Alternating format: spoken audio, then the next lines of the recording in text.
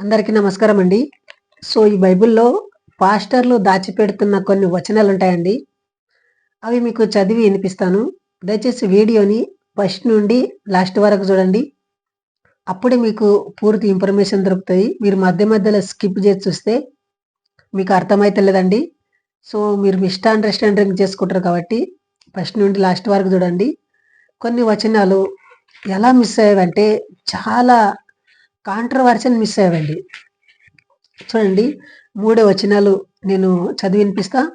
ఆ వచనాలు ఏవేవో ఫస్ట్ మీకు చెప్తా చూడండి. అవి రాసుకోనండి. ఆదికాండం 19వ అధ్యాయము 36వ వచనము. ఇంకొకటి ఆదికాండం 20వ అధ్యాయము 12వ వచనము. ఇంకొక వచనం ఆదికాండము 35వ అధ్యాయము 22వ వచనం.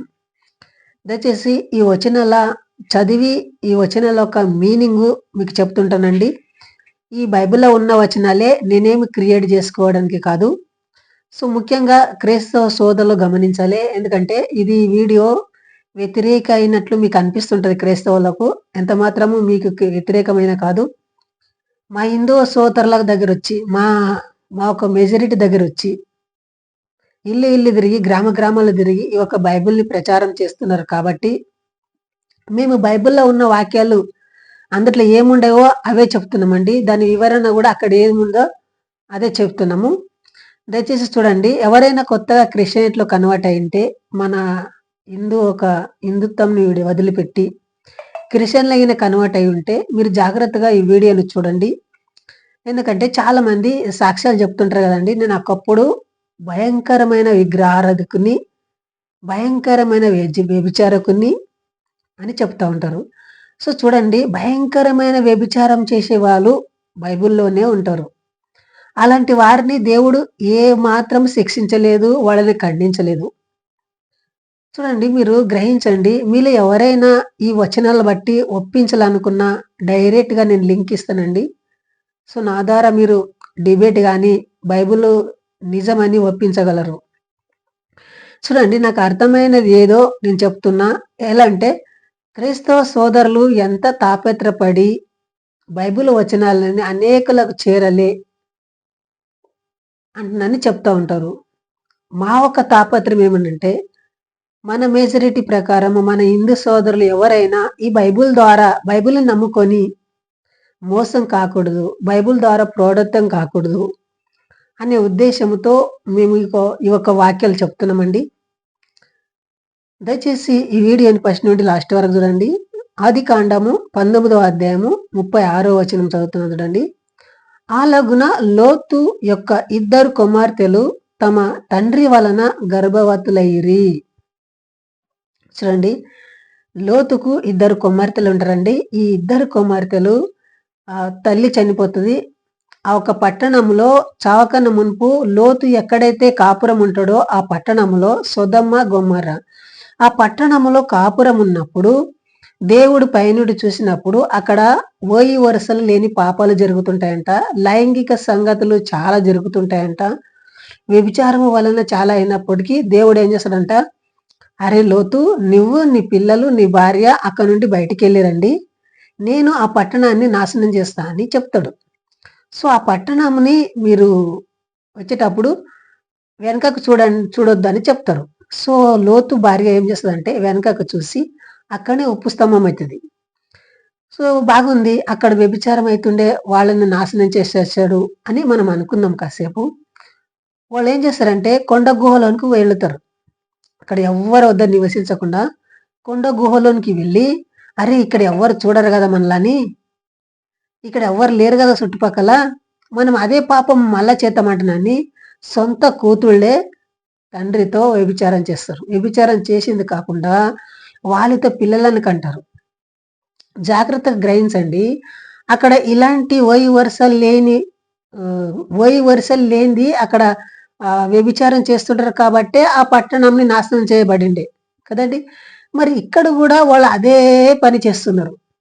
అప్పుడు కూడా ఆ లోతును శిక్షించలే కదా, లోతు కూతుళ్ళని వీడొచ్చిన వాళ్ళు కదా, 18 ఏళ్ళు దాటిపోయింది కదా, వాళ్ళని అడగలే కదా, అరే బాబు మీరు ఎందుకని ఇలా చేస్తున్నారు, ఎందుకని మీ తండ్రితో ఇలా చేశారంటనని వాళ్ళని శిక్షించినట్లు కానీ లేదు. వాళ్ళని ఆశీర్వదిస్తారు ఉల్టా. చూడండి ఇంత కాంట్రవర్షన్‌గా ఇక్కడ మిస్ అయింది.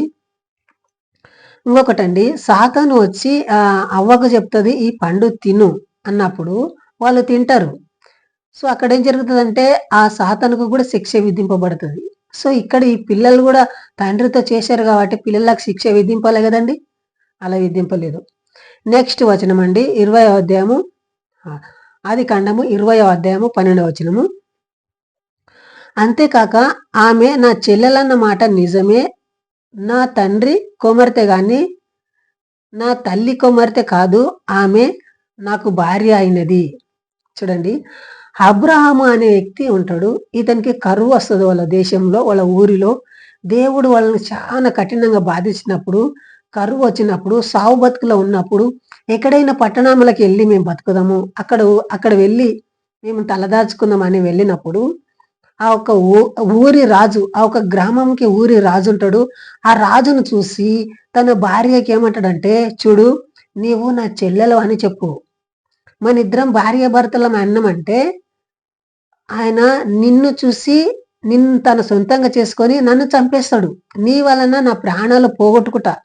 కాబట్టి నీ వలన నా ప్రాణాలు దక్కాలని నీవు నా చెల్లెలు అని చెప్పంటాడు. నిజంగా చెల్లెలే ఉంటది. తన తండ్రికి పుట్టిన చెల్లెలే ఉంటది. తన తండ్రికి అనేకమైన భార్యలు ఉంటారు కాబట్టి ఆ భార్యకున్న ఒక ఆయమని చెల్లెల్ని పెళ్లి చేసుకున్నాడు. ఎవరో అబ్రాహాము.